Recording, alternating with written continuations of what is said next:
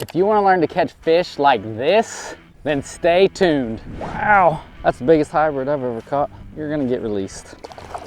That was freaking awesome. Let's begin with when to go. My favorite time to go white bass fishing is right now during the early spring. It is mid-March right now and they're just starting to kick off. Things to look for at this time are water temperature. As it begins to rise, they're gonna move into the creek arms and up the rivers, and a rain. After a good rain, the creeks and rivers are gonna rise a little bit, and that initial rush of water gets the fish all fired up and they are gonna go crazy at this time. My other favorite time to go white bass fishing is during the summer. This is because they school up in the lake or in a river channel and you can catch a bunch of them in one day. This leads me to the different methods that I use. During the early spring, I'm gonna be casting, looking at submerged brush piles and laydowns along creek and river channels where these white bass are gonna stage. I also like to look for really shallow ripple areas where the water is running through and those deep pools on either side of those ripples. The ripples are typically where the white bass will lay their eggs, so they'll use these pools to stage either right before spawning or right after spawning. This is another way to catch a ton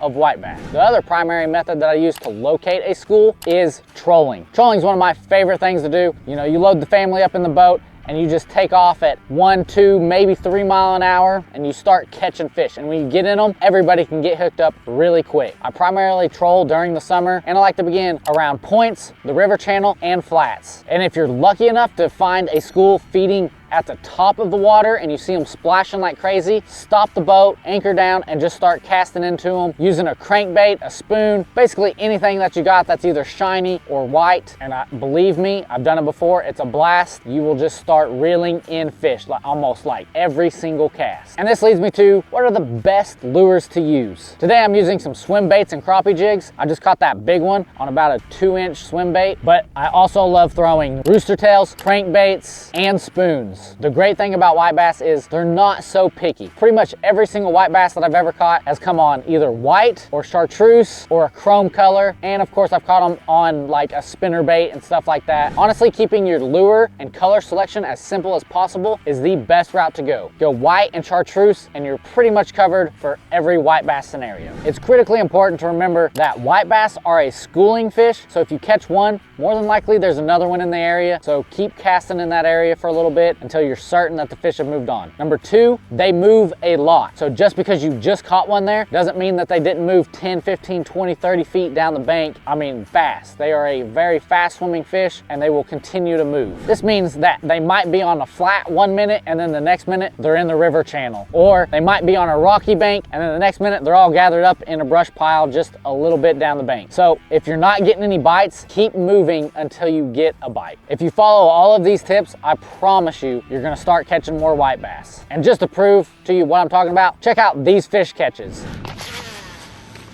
So they school up big time on this lake. There's stripers in here like crazy. That's what I was hoping for, to be honest. I was seeing how small the splashes were. You can tell when those splashes start getting really big.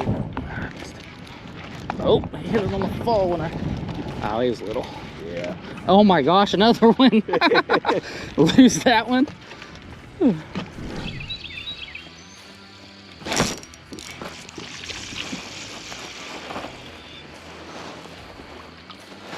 Sand bass. Look at that.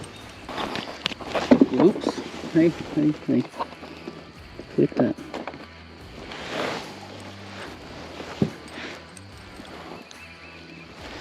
Didn't get skunked.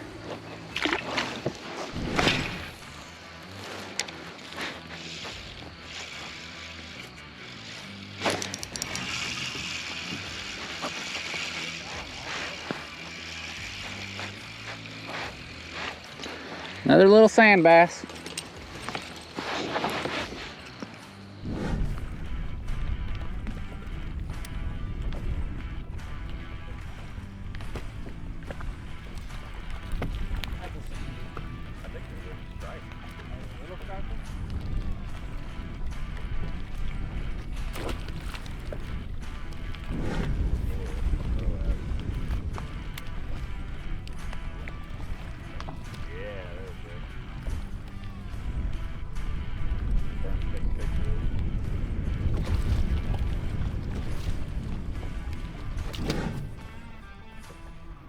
up big time on this lake. There's stripers in here like real big. Oh, hit it on the ball. Oh my gosh, another one. Lose that one.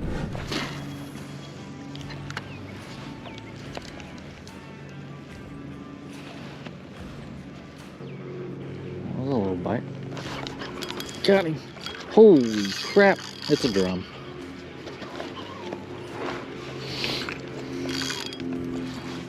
I think it's a drum. Could be a big old catfish. No, holy crap, that's a freaking big hybrid. Holy crap. Holy crap. That's freaking huge. Oh my gosh. I thought you were... Yeah. Wow. That's the biggest hybrid I've ever caught. You're gonna get released as much as I want to keep you. That was freaking awesome.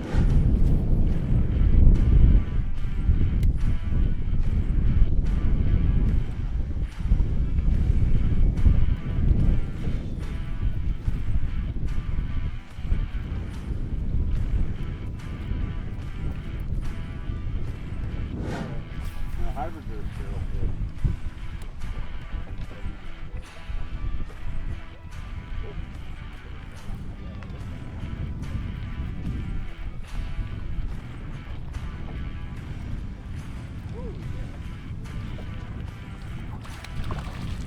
Oh man, you know what that means. Yep. That's your biggest striper now, right? That's my biggest striper ever. And the biggest fish of the day too, right? Oh yeah. Oh, you're back. You're good. There you go.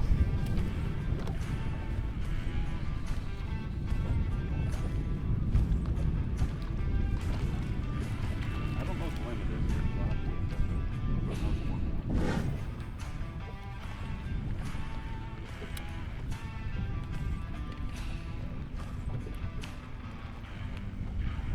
They're vicious, I know that. You know I never turned on fish, dear. Do what? You know I don't turn on fish.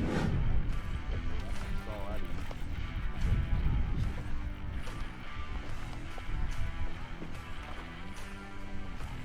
Give me some little bitty ones.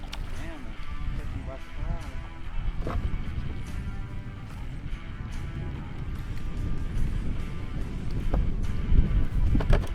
I mentioned that white bass love a spoon, and if you're confused on how to rig it or just need a really good reminder, I've got a video down right below me that's absolutely worth checking out. I can't wait to see you there.